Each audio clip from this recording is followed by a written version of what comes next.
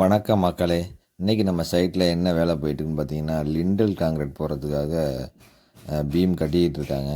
அப்புறம் வந்து கல் கொஞ்சம் ஷார்ட்டேஜாக இருந்துச்சு. அதனால் கல் கொஞ்சம் ஆர்டர் பண்ணி வர வச்சோம். நம்ம இப்போ வந்து காம்பவுண்ட் வால் கட்டிக்கிட்டு இருக்கோம்.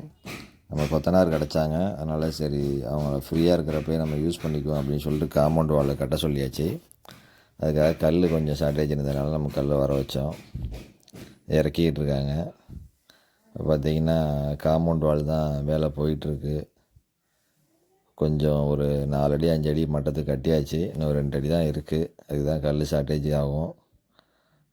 நம்மள்ட்ட கொஞ்சம் கல் இருந்துச்சு. அது மேலே கட்டணுங்கிறதுனால கல் வர வச்சோம். அதான் காம்பவுண்ட் வால் இந்த அளவுக்கு கட்டியிருக்காங்க. அது மேலே ஒரு சில் காங்கிரீட் போட்டிருக்காங்க 3 அடியில். அப்போ தான் கொஞ்சம் தெறிப்பு விடாது அப்படின்னு சொல்லியிருக்காங்க. ஒரே அடி. ஏன்னா இது 4.5 இன்ச்சு வால். அப்புறம் பார்த்திங்கன்னா ரிங்ஸு வளைச்சிக்கிட்டு இருக்காங்க. ரிங்ஸோட ஊக்கு பார்த்திங்கன்னா வந்து 135 டிகிரியில் இருக்கணும். அந்த எண்டு மேக்ஸிமம் இடத்துல நான் செக் பண்ணும்போது எல்லாமே 90 டிகிரியில் விட்டுறாங்க. அதுக்கு வந்து பீமுக்கு நல்ல சப்போர்ட் வேணும் அப்படின்னாக்கா ரிங்ஸ் வந்து எப்போயுமே 135 டிகிரியில் இருக்கணும். 90 டிகிரியில் இருந்திங்கன்னா அதோட ஸ்ட்ரென்த் வந்து கொஞ்சம் கம்மி தான். அப்புறம் பார்த்திங்கன்னா பீம் கட்டிக்கிட்டு இருக்காங்க. ஃபஸ்ட்டு பீம் தான் கட்டுவாங்களாம். அதுக்கப்புறம் தான் பலகையெல்லாம் அடிப்பாங்க.